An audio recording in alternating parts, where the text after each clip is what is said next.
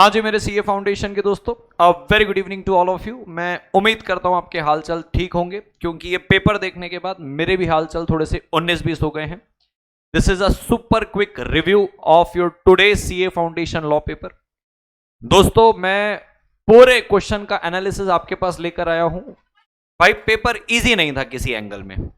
मैं बड़ा दुखी हूं इस बात से कि बच्चे जब परेशान हो रहे हैं, अलग अलग चैनल्स पे उनको बताया जा रहा है कि अरे भाई देखो हमने ये बताया था, ये आया, वो बताया था, वो आया। आया है डायरेक्ट क्वेश्चन, बहुत ज्यादा इजी आए थे, एक्सेप्ट नेगोशिएबल इंस्ट्रूमेंट का छोड़ दो। डायरेक्ट था बट उस पर भी थोड़ा सा ट्रिकी घुमा दिया, तो इजी नहीं था पेपर। पेपर पहली बात तो लेंदी है, और ये स्टार्टिंग के जो क्वेश्चन है 1A 1B, ये बड़े ट्विस्टेड अनयूजुअल क्वेश्चन है जो कभी भी फाउंडेशन के पेपर में नहीं देखे जाते। अब आप पहला ही क्वेश्चन देखेंगे जो 7 मार्क्स का, ये इतना बड़ा क्वेश्चन है, इस पे आपने एक तो एजेंसी में घुमाने की कोशिश की, कम्युनिकेशन में घुमाने की कोशिश की। ये सवाल जो है कि भाई what if Vikas the buyer never actually told Ravi about the price of ₹12 lakh, अब ब्रैकेट में लिख दिया दो अनइंटेंशनली। आप क्यों ये कम्युनिकेशन गैप वाले क्वेश्चन आ रहे हैं, मेरे को समझ में नहीं आ रहा है। मतलब ये इतना बड़ा क्वेश्चन, पढ़ने में ही वक्त लगेगा उसको, आप उसको एकदम ट्विस्ट करके दे रहे हो। पहले उसको समझने में वक्त लगेगा कि वो कौन से कंसेप्ट के ऊपर पूछ रहा है। सेकेंडली ये जो सेक्शन 8 कंपनी के ऊपर है, बड़ा अनयूजुअल क्वेश्चन है, एनालिटिकल क्वेश्चन है। अब आप सवाल इसमें अगर देखेंगे तो आप ये तीसरा वाला सवाल हटा दो कि ग्राउंड्स पूछ रहा है कि भाई वाइंडिंग अप कर सकते हो कि नहीं कर सकते हो, और लाइसेंस रिवोक करने की बात जो है देखो यहां लिखा हुआ है, ठीक है, मैनेजेबल है। यहां पे ये तो भाई विड्रॉ कर लिया शेयर ऑफ डिविडेंड।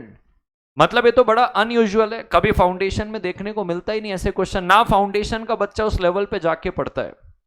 तो ये 1A 1B ये तो मुझे समझ के बाहर है। हाँ, जितने भी डायरेक्ट क्वेश्चंस हैं, जैसे कि ये वाला क्वेश्चन हो गया कि भाई बताओ वाइंडिंग अप के बाद भी क्या अथॉरिटी रहती है, वाइंडिंग अप के बाद पार्टनर्स की क्या अथॉरिटी रहती है, सेटलमेंट ऑफ पार्टनरशिप अकाउंट्स, ठीक है, समझ में आता है, वो पढ़ा हुआ है बच्चा, बहुत बार उसको MTP RTP पे दिया हुआ है। डायरेक्ट क्वेश्चन में कोई इशू ही नहीं है।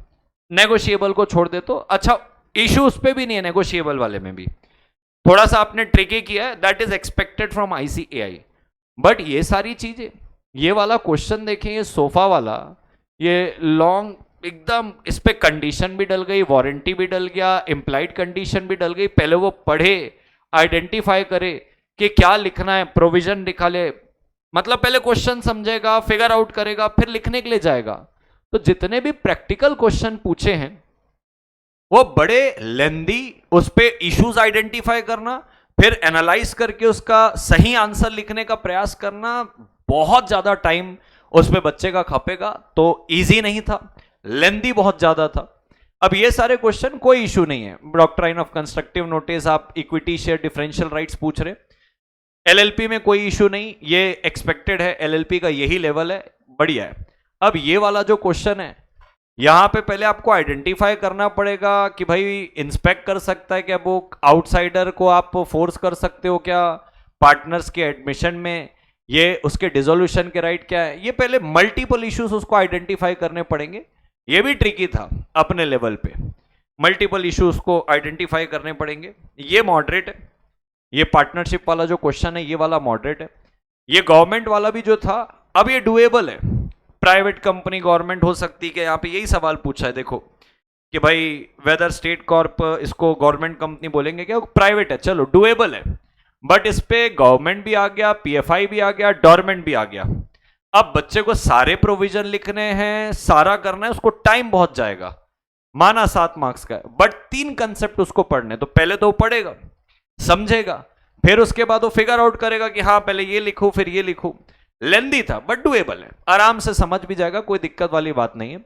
मैं ओवरऑल पेपर की बात करूं, क्योंकि ऊपर आपने ट्रिकी क्वेश्चन डाले, ट्विस्टेड क्वेश्चन डाले, फिर ये वाला आपने भले थोड़ा सा इजी डाला है, बट अगेन उसका टाइम तो जा रहा है, बाकी के पेपर वो कैसे अटेम्प्ट करेगा। यहां पे कोई इशू नहीं है, ये डायरेक्ट क्वेश्चन है, विंडिक्टिव डैमेजेस के बारे से पूछ रहा है, पेनाल्टी लिक्विडेटेड डैमेज के बारे से। अब ये वाला जो है, इस पे बहुत सारे स्टूडेंट स्ट्रगल किए होंगे, मतलब जिसके कंसेप्ट ऊपर ऊपर से क्लियर है, वो डेप्थ में जो नहीं पढ़ा हुआ है उसको यहां पे स्ट्रगल आएगा कि भाई कोस्ट श्योरिटी की लाइबिलिटी क्या है, टर्म्स बीच में चेंज हो गया है, फिर डिस्चार्ज ऑफ श्योरिटी, उसको स्ट्रगल आएगा। हाँ, जो बच्चा पढ़ा रहेगा उसको समझ में आ जाएगा, बट एवरेज स्टूडेंट को उस पर स्ट्रगल आएगा ही आएगा। अब इस पर कोई इशू नहीं है, नेगोशिएबल का डायरेक्ट क्वेश्चन है, यहां पे भी कोई इशू नहीं है। अपन यहां आते ऋषि वाले में, अगेन ये एवरेज स्टूडेंट के लिए फिर से ट्रिकी हो जाएगा। हाँ, जो बच्चा पढ़ के गया उसको आराम से बन जाएगा, बट हाँ जो एवरेज स्टूडेंट है उसका दिमाग तो घूमेगा एक बार का। अगेन ये नॉर्मल क्वेश्चन है माइनर के, डायरेक्ट क्वेश्चन जितने भी है वो हो जाएंगे, लेकिन जितने भी आपने प्रैक्टिकल क्वेश्चन पूछे हैं ना वो बहुत ज्यादा टाइम कंज्यूमिंग है, उस पर बहुत ज्यादा एनालिसिस करना पड़ेगा, और उसकी वजह से लेंदी की वजह से उसका टाइम बहुत खपा है। बहुत सारे बच्चों के पेपर ही अटेम्प्ट नहीं हुए। अब ये चलो ये स्कोरिंग है यहां पे। अब अगेन यहां पे थोड़ा सा आपने घुमा दिया डायरेक्ट क्वेश्चन, तो एक ये वाला डायरेक्ट क्वेश्चन और एक नेगोशिएबल वाला आपने घुमा के लिया है। सो क्या है सर अल्टीमेटली आपका रिव्यू? पेपर इजी नहीं था, पेपर लेंदी था, बट एक जगह आप इस बात को डिनाई नहीं कर सकते, जितने भी डायरेक्ट क्वेश्चन है वो बहुत ज्यादा स्कोरिंग थे। अपार्ट फ्रॉम डायरेक्ट क्वेश्चन जो ऐसे प्रैक्टिकल क्वेश्चन थे जो बहुत ज्यादा ट्रिकी नहीं है, जैसे वो गवर्नमेंट पीएफआई वाला हो गया, तो आपका गवर्नमेंट पीएफआई गवर्नमेंट कंपनी वाला, फिर उसके बाद जो सेक्शन 8 कंपनी के 3 सिनारियो पूछे थे, तो उसमें एक दो तो आपको आराम से बन जाएंगे, फर्स्ट वाला, थर्ड वाला, बीच वाला नहीं बनेगा। तो पेपर मैनेज करने लायक था, लेकिन उसके लिए बहुत ब्लड स्वेट लगेगा। पास हुआ जा सकता है आराम से इस पेपर में, डायरेक्ट क्वेश्चन आपकी नैया पार लगवा देगा, बट बिकॉज सिर्फ डायरेक्ट क्वेश्चंस नहीं थे, बाकी भी चीजें थी, आपको पूरा पेपर अटेम्प्ट करना था, उस लेंदीनेस की वजह से, उस ट्रिकी क्वेश्चन की वजह से ओवरऑल बच्चे का एक्सपीरियंस सही नहीं रहा। सवाल आता है सर पास होंगे क्या? बिल्कुल, अगर डायरेक्ट क्वेश्चन ईमानदारी से, क्योंकि डायरेक्ट क्वेश्चन बहुत ज्यादा इजी थे, वो अगर आपने कर लिए ईमानदारी से, अगर डायरेक्ट क्वेश्चन आपके सारे अच्छे गए, मैं कह रहा हूं आपको 50 मार्क्स लाने से कोई नहीं रोक सकता। ये बेयर मिनिमम बोल रहा हूं, बेयर मिनिमम, अगर आपने ये डायरेक्ट क्वेश्चन अच्छे से कर लिए। नाउ सर मैंने डायरेक्ट क्वेश्चन भी अच्छे से किया और सारे प्रैक्टिकल क्वेश्चन मेरे को जितना कंसेप्ट पता था मैंने जान लगा दिए। आप 60 से 65 या 70 तक भी समझ सकते, जितना मैंने अब तक बच्चों से बात की है। ओवरऑल पेपर वॉज लेंदी। मैं बहुत इजी भी नहीं बोलूंगा, बहुत डिफिकल्ट नहीं बोलूंगा, क्योंकि सारे क्वेश्चन डिफिकल्ट नहीं थे, प्रैक्टिकल क्वेश्चन डिफिकल्ट थे, डायरेक्ट तो बहुत इजी है।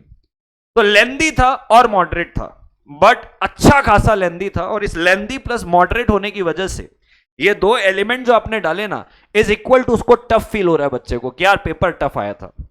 ये मेरा बहुत जेन्युइन रिव्यू है सारे बच्चों से बात करने का, और ये मेरा पर्सनल ओपिनियन भी है। मैं 8 साल से पढ़ा रहा हूं, एलएलबी किया हुआ हूं, ये सारे आपके जो चैप्टर होते हैं ना, मैंने इसको एज आ पूरा सब्जेक्ट पढ़ा है एलएलबी के सेमेस्टर में, मैं सिर्फ यही पढ़ा हूं, तो मैं समझ पा रहा हूं किस लेवल का पेपर इंस्टीट्यूट ने बनाया। सर अब हम क्या करें? अब ये बताइए।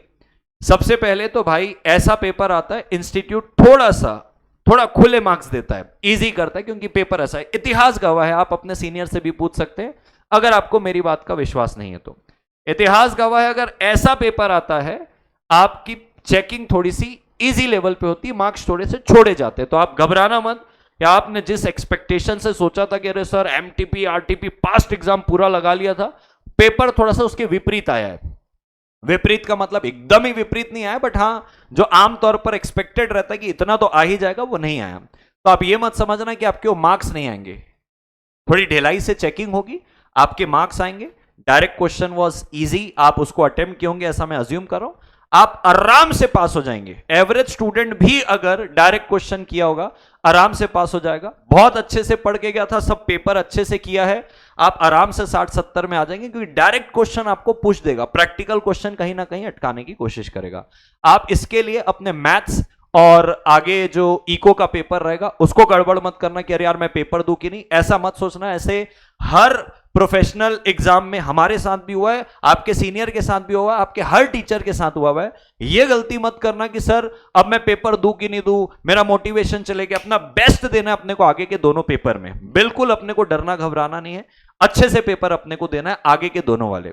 और साथ में जो ये सुन रहे हैं, जो अभी अपकमिंग अटेम्प्ट में एग्जाम देंगे, पहली बार जो करेंगे, आप बेटा ध्यान दीजिए, इंस्टीट्यूट बड़ा अनप्रिडिक्टेबल है, आपको बहुत हार्ड कोर ध्यान के साथ, कंसेप्चुअल क्लैरिटी के साथ अपने जीवन में जाना है। बिल्कुल भी नेग्लिजेंस का, लापरवाही का, कम कंसंट्रेशन का, बिना कंसिस्टेंसी का, बिना डिसिप्लिन का कोई रूम नहीं है उन लोगों के लिए जो अपकमिंग एग्जाम सीए फाउंडेशन का लिखने वाले। पेपर बड़े अनप्रेडिक्टेबल है। That's all about my conclusion दोस्तों। मैं नहीं चाहता आप डिमोटिवेट रहें। आप कमेंट में लिख के जाइएगा कि I will clear CA foundation May 26 में, और डेफिनेटली क्लियर करेंगे। इसमें फेल होने वाला पेपर नहीं था, पास तो हो जाओगे इतना पेपर तो था। ये आपको कमेंट करके जाना, it will give you a motivation. Rest जाते जाते बोलना चाहता हूं, आपने अगर देखा होगा मेरे जितने भी मैंने विजडम सेशन और मैराथन लिए थे, 40 मार्क्स के आसपास का, उससे से 40 से 50 मार्क्स का पेपर उससे बना है। बट ये मैं क्रेडिट लेने के लिए नहीं बोल रहा हूं, जस्ट अपनी अकाउंटेबिलिटी के लिए, अपने स्टूडेंट के लिए बता रहा हूं कि पेपर उससे बना है। एक बार ये आपके सारे पेपर हो जाए, हम सारी चीजें, मैं अकाउंटेबिलिटी के साथ आपके सामने आऊंगा कि देखो ये सारी चीजें कराई गई थी और यही आई है। That's all from my side दोस्तों। This is CS Arjun Chhabra signing off until we meet again. I wish you all the best for upcoming examination. Take care. Bye bye.